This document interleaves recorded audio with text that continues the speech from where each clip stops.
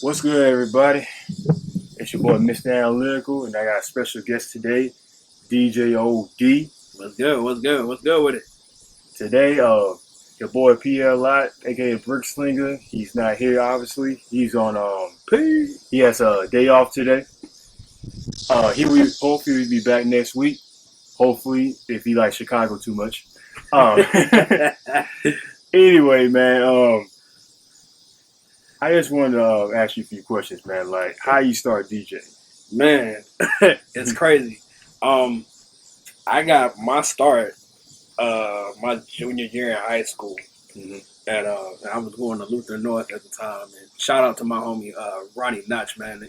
He put me on my junior year of high school, you know. And it's a funny story about that. It was my first time DJing. I was nervous in the mug, man. I'm sitting there, I'm going through the motions. I'm like, okay, I think I got this. Next thing I know, man, I'm trying to put on another record. It goes, tick it, tick it. It just did nothing. I was like, oh, snap. I ain't even had a record going. That's messed up. Dang. But yeah, man, that's how I got started. I was at the young age of 16. It's now I'm actually coming up on actually I believe this week will be actually 16 years total that I've been DJing. And What age you started out? 16. 16. And really I that's when I knew I found my niche from as far as music goes, man. Because the one thing about me, anybody that knows me, I'm a student. I'm a historian, man. I love I love looking up different things about different artists, different DJs, producers, everything. You know what I'm saying?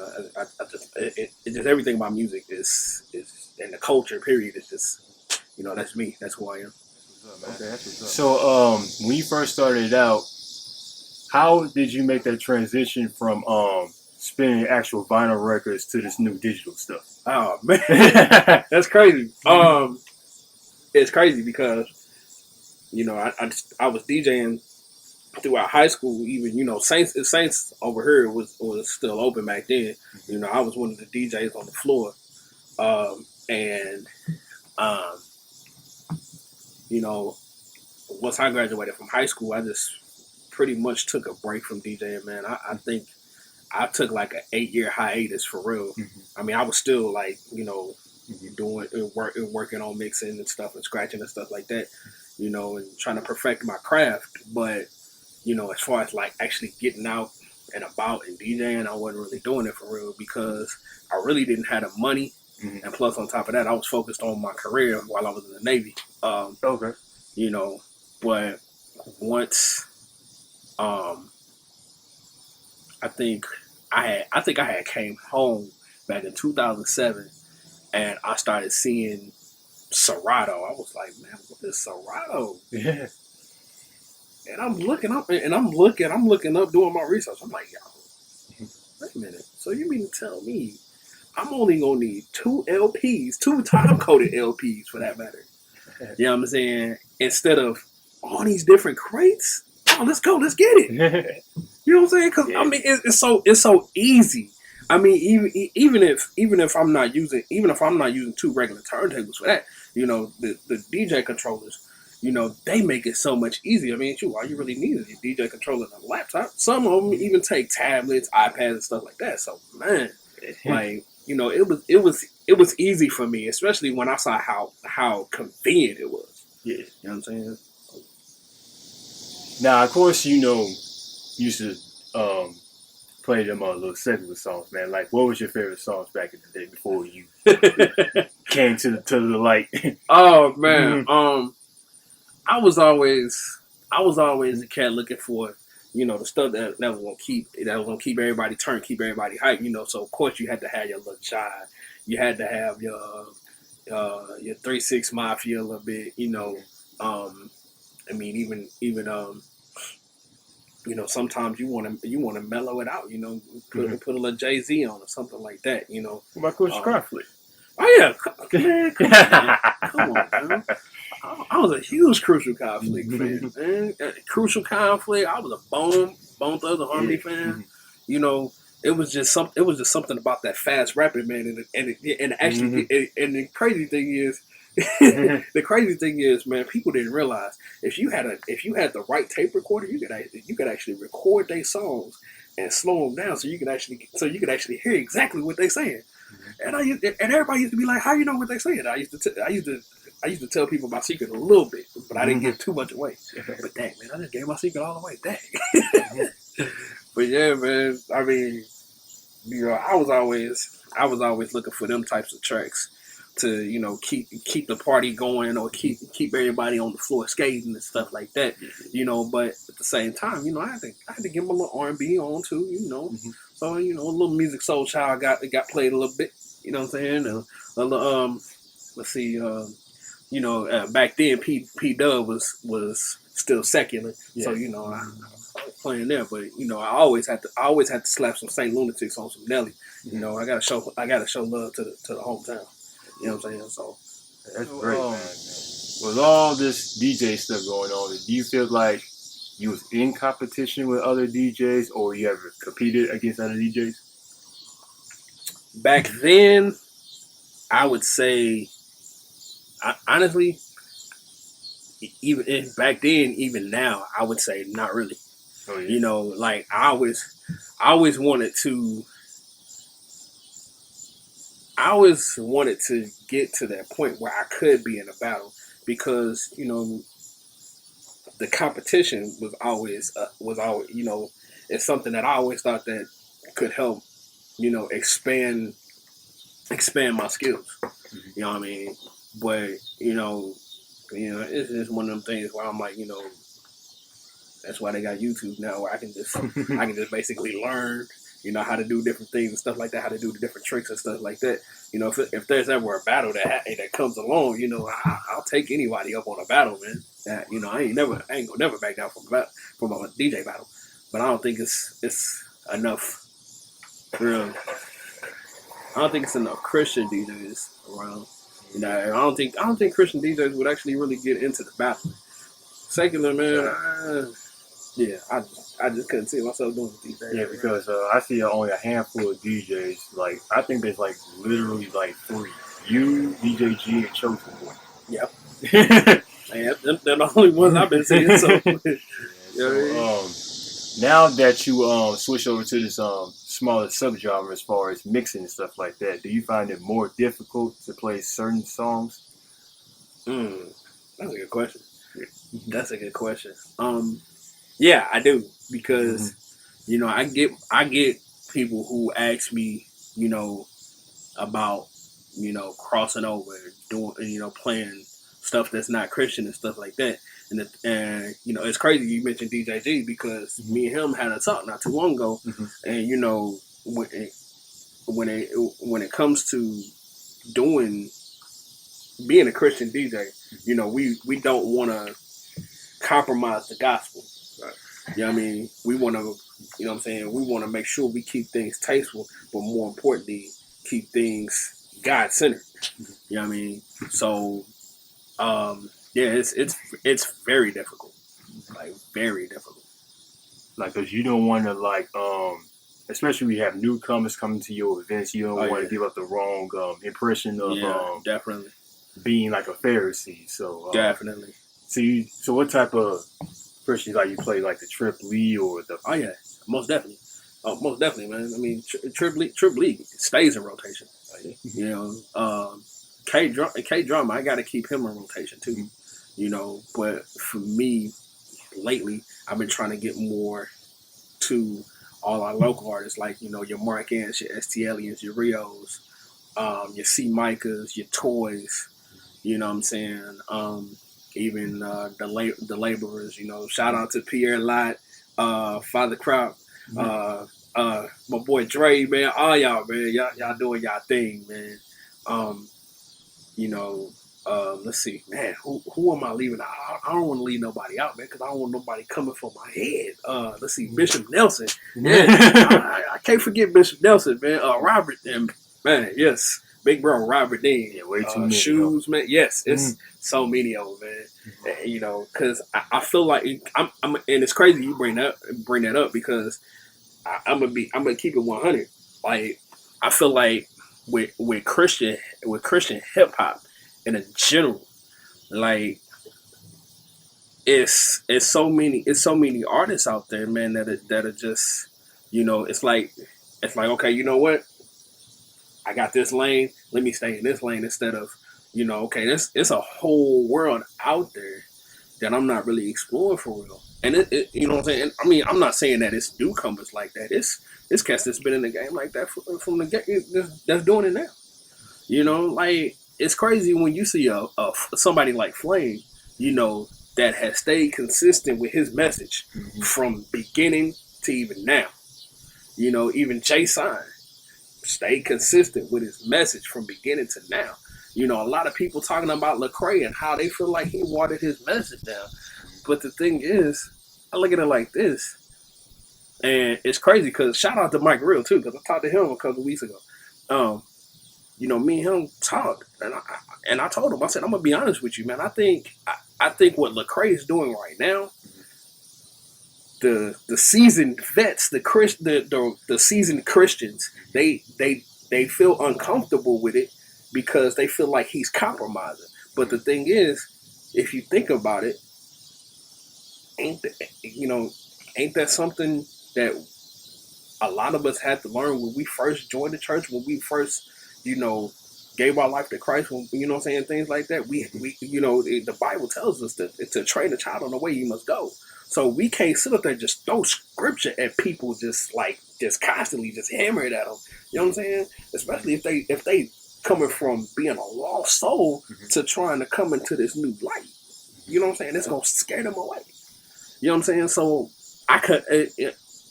personally, I commend Lecrae for what he's doing, because while it seems like he's watering down his message, to me, he's actually trying to get those who are lost to see why they should be Christian, why they should, why they should stop, selling dope and doing all these different things that they do. So my question would be when does he throw in that gospel? And it's crazy, man, because I think, like, I can give, I put it to you like this: I can give a fleshly answer, but then I give a godly answer. The fleshly answer would be like, well, shoot, he need to throw the gospel in, now. Mm-hmm. But then the godly answer is, well, when God says so. Because really, I believe what he's doing right now is something that God is calling him to do. That's just me personally. You know what I'm saying? I'm sorry. I mean, this is how I look at it. Like, you can't necessarily say he's watering down his message if you don't really know exactly what he's doing. If you're not him, you're looking from the outside in. So we can't necessarily, throw the book at him in a sense, oh man, I can't fool with Lecrae no more. I can't rock with Lecrae no more. If we don't know exactly what God has planned for him. The only thing, the best thing as Christians, the best thing that we can do is pray for him. As he's on his journey.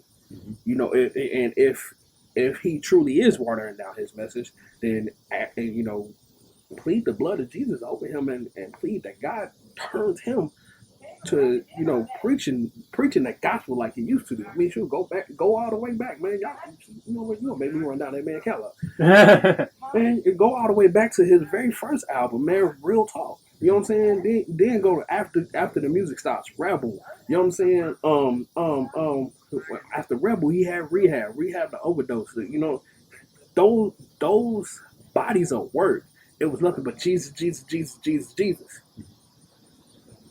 But for me, I believe that what happened is God spoke to Lecrae and told him, hey, look, you kind of need to switch it up a little bit, because there's people out here that have been hurt by Christians, which is true. I mean, some of these Christians out here in the church, they just automatically judging people, man. I mean, heck, I just got done kind of getting into a debate with a pastor a couple of days ago. You know, and one of the things he said was, and I think it's true. One of the things he said was that the word judges. Like, yeah, the word judges, but the thing is, it's our job to put it in a way to these folk that's lost, so that they can understand, you know, exactly what we're saying. They can understand that we're not trying to judge them. We're trying to educate them. You know what I mean? And I think really in a sense that's what Lecrae's doing. He's trying to educate folks.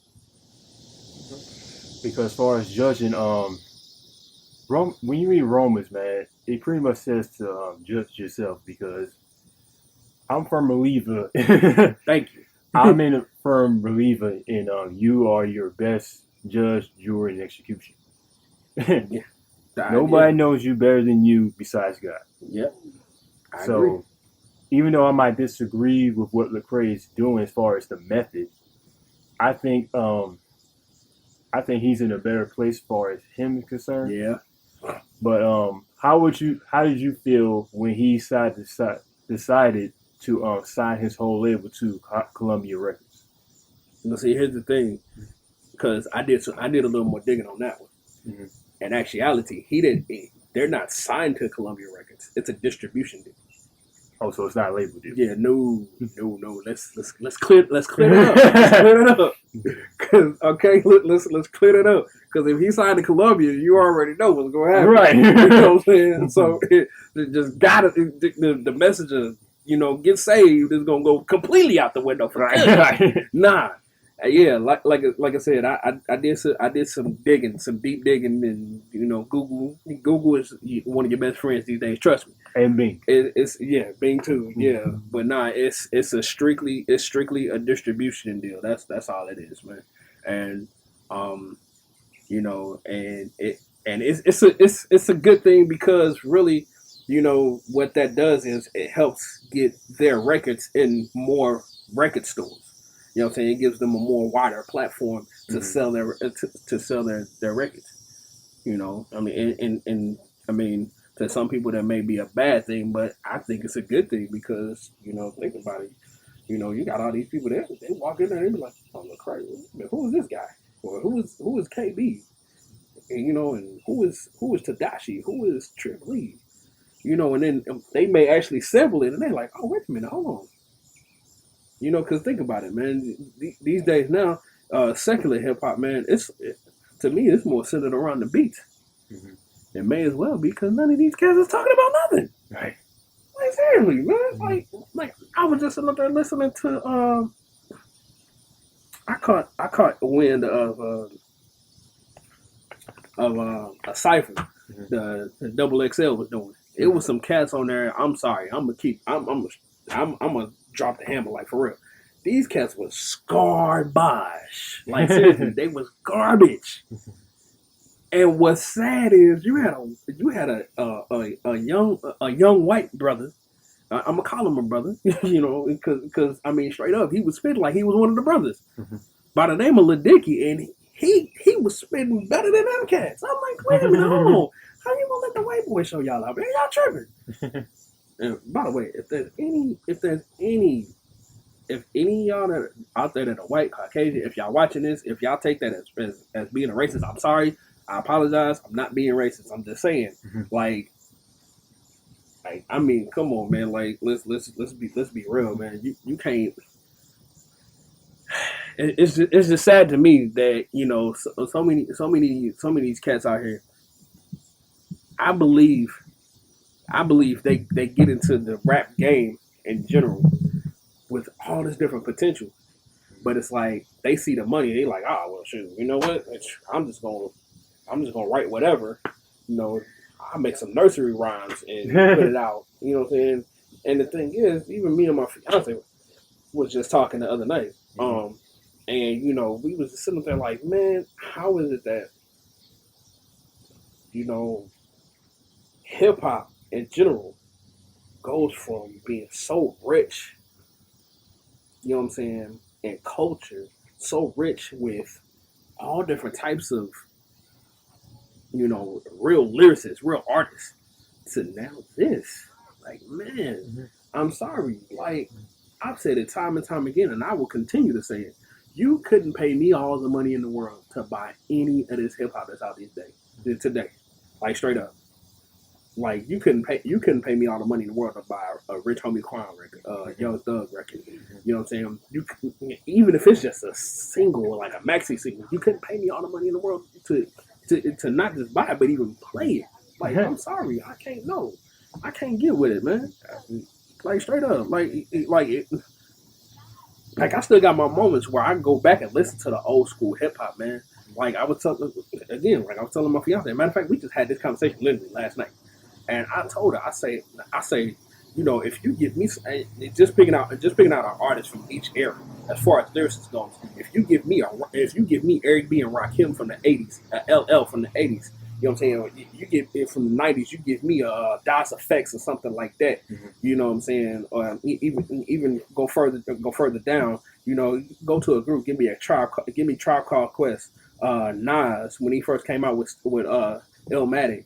You know what I'm saying, and you know all these different cats, but at the same time, you gotta show love to the females too. Like let me hear some Queen Latifah, man. Matter of fact, scratch that. Let me hear some MC Light, because MC Light, man. Oh my God, dude, like shit. MC Light was straight bonkers. Like, oh my God. You know what I'm saying? It's artists like it's real artists, MCs, lyricists like that, man, that still keep me listening to real hip hop. But this stuff right now, you can't call it hip hop no more, man. I'm sorry, you can't. And as far as the Christian scene, it seems like Lecrae has changed the blueprint of what people expect in the gospel rap album. Like, what I like to call the anomaly effect. It's somewhat where everybody's doing. Like with the I know it's with the Truth album. Oh man, the Truth, man, that was like a major anomaly effect because he took it to where it was entertainment, but you learned something. Right. I'm gonna tell you like this. My opinion is Truth's latest album is complicated. Is a mixture of church clothes, maybe his maybe even Truth's Big Picture album, and like a Flame Forward all wrapped into one. You know what I'm saying? Because he touched on each subject, man. And, you know, it's the subject matter of that whole entire album. It's like all of them. It's like in a sense, I know Flame and Lecrae didn't necessarily have nothing much to do with that album, with that project, but still, it's as if, you know, they had a hand in there somewhere. Because, like I said, man, if you listen to that whole album from cover to cover, like it's straight up what Craig talked about in Church Clothes, you know, even what he's talking about now, and what Flame put it forward, man, and Flame, man, I'm sorry, that dude right there, man, that Forward album, hands down, I can't stop listening to that much, man, and I love that Flame has not only stayed true to his message, but been so consistent with it, man. That, you know, like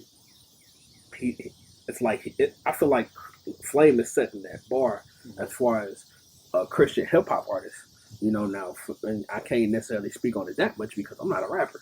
I mean, yeah, don't get me wrong. I can write my behind off, but I can't. Lord Jesus, I can't spit like a lot of these cats out here, man. I can't. What about the Art of Joy by Jackie Hill? You feel that was an anomaly effect album too?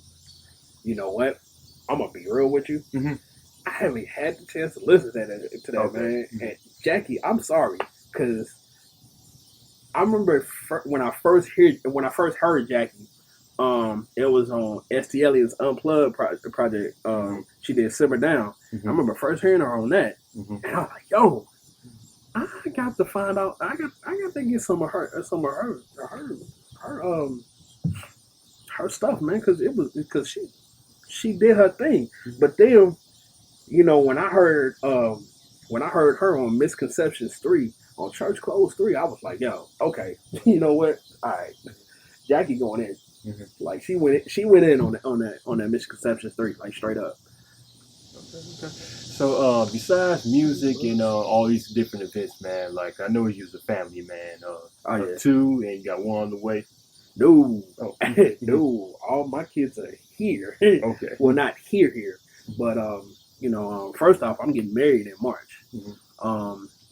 And my fiance is back there with two of the kids. Mhm. I got together. We have a total of 6, Okay. and our youngest he'll be 18 months on the 24th of this month. But shoot, I feel like that boy about to be 5. Heck, grown tough. But yeah, but nah, man. Yes, I love being a family man. Yeah. Oh my God, I should have bought some bug spray out here, like straight up.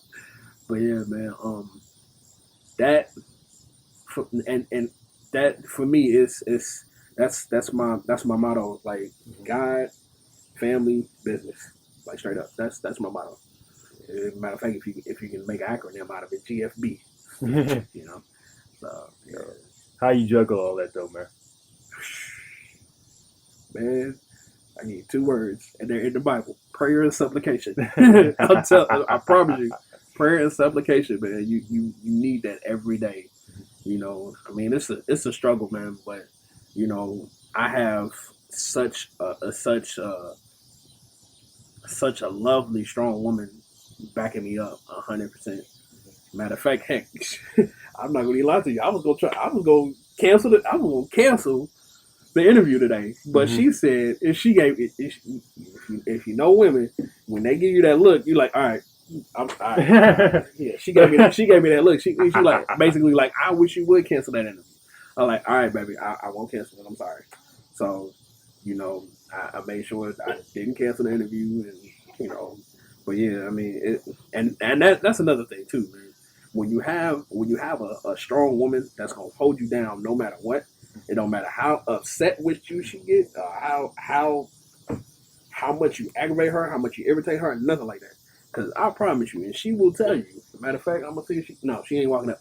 But I promise you, I have aggravated the mess out of her time to time again, man. And she still had my back. She's still supporting me, you know, even when she didn't want to, man. And that is key.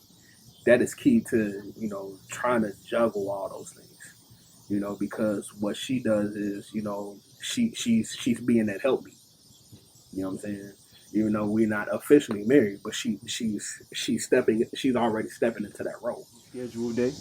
Yeah, because I'm still. Matter of fact, we didn't even talk about the production company that I started up. Man. Oh yeah.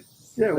What's going on with that? So, back in February, officially, I became CEO of my own company called OD Productions. That's actually for overdose.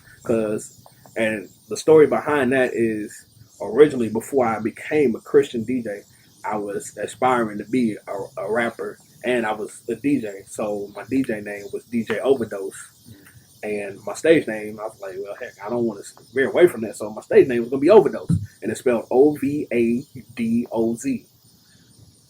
But you know, once I crossed over to Christian, I was like, man, you know, I really want to do something to really not just give back to my city, but something more importantly, something that's going to make God proud, and that's going glorify the kingdom. And it's crazy because I remember laying on my bed one night, and God straight came to me in my dreams and showed me.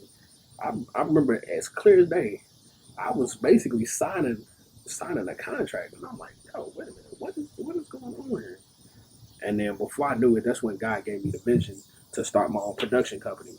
You know, and where it's not just gonna be production, like mixing and producing. You know, it's gonna be, you know, DJs. You know, it's gonna be artist development. You're gonna have. We may even cross over. We may even get like voice coaches and stuff like that. But like I said, you know, it's gonna be once God really puts me in a position, because because I believe he's going to do that very soon.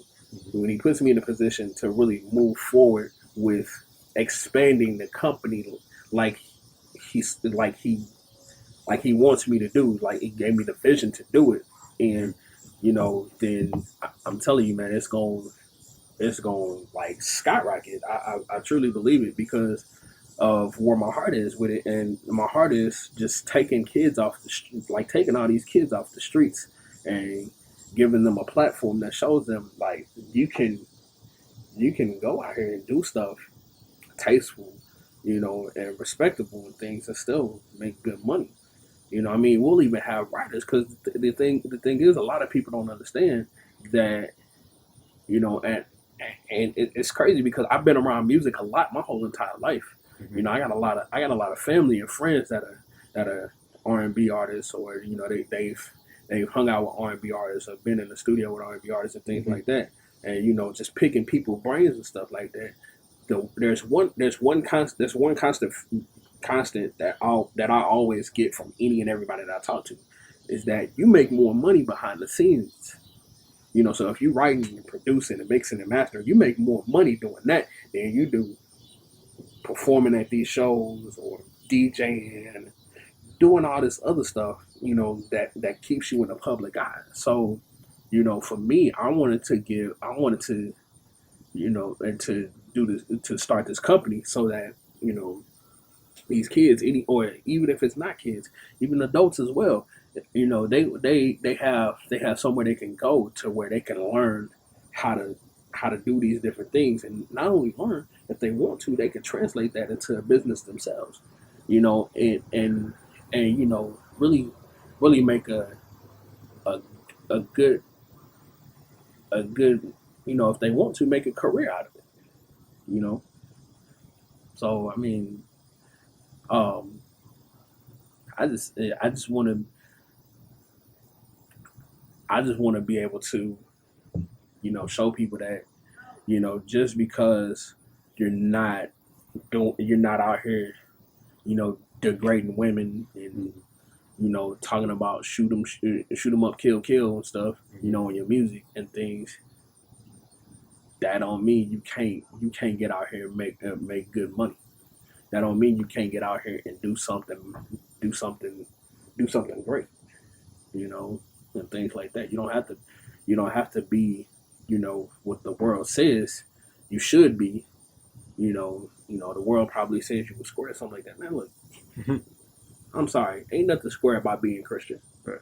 Ain't nothing ain't nothing punk about no Christian. Period. The thing is, I think Christians are are more of the stronger ones than everybody else that's calling us squares and punks, because of the simple fact that what I'm saying, we making the decision to give our lives over to God. You know what I'm saying, and take ourselves out of it, man, and allow God to work, man. Because I mean, shoot, the easy way out is by doing stuff on your own. Talking about you ain't gonna follow God, you just gonna do what you want to do, and it ends up turning out not working out like you want to. Because really, the truth be told, and I learned this myself, man. When you're not walking with God, there's always a void that you're gonna be trying to fill, and it's never gonna get filled, because guess what? You trying to do it on your own. So for me, that's another reason why, or a big reason why I decided to start this production company, because there's people that I know there's gonna be young adults too, that are gonna be trying to feel their way through, to try and find their place in the world and stuff like that, find their place in music. Why not give them a place that they can go to figure it out? Okay. So, what's for if you can like parties and social media and stuff like that? Where people can contact you at? Definitely on Facebook, man. Facebook, you can look me up under. You just type in DJ OD. It's gonna bring up my personal page and my fan page. As far as Instagram is I am DJ OD 314. That is I am DJ OD 314, and Twitter is just simply DJ OD 314. Again, that's DJ OD 314. if you go on my fan page, you get a little more information as far as how to contact me because you can email me. I got a phone number on there where you can call me. To basically just leave a message. If you're looking for services or something like that, and I'll definitely get back with you at my earliest convenience. Normally, won't take that long. So, and eventually, I'm actually gonna. I'm trying to figure out if I'm gonna actually do a website for the production company or not. Right now, I'm just gonna stick with another fan page. But God, after consulting with God, if He say, "Nah, you need to go ahead and do a web page," I'm gonna go ahead and do a web page. That's the long and short of that. All right, cool, man. I'd like to thank you for your time, man. For sure, man. Always. Yeah, man. Like, I wish we could stay longer, but I know you got something to do. And man, I gotta get this overnight at the job down, man. Yeah, okay. Just be praying for me though, because the brother out here trying to make some stuff happen. Especially with me getting married in March. Again, I'm not playing. I'm getting married in March. My great thing back there with my great thing. I can't wait to marry that woman. Woo! Lord, I can't wait to marry that woman. Anyway, but yeah, man, I'm just trying to, just trying to get out here, man, and just make sure that I'm doing what I need to do to provide for my family, and more importantly, man, do what God has called me to do. Man. That's all it is. That's what's up, man. Appreciate that. Well, we come to the end of this show. Another great interview, y'all. We will see you next time here on the Soapbox. Yes, sir. BGLD as our guest. I'm Mr. Analytical, and I'll see y'all next time. Let's kill it. Yeah.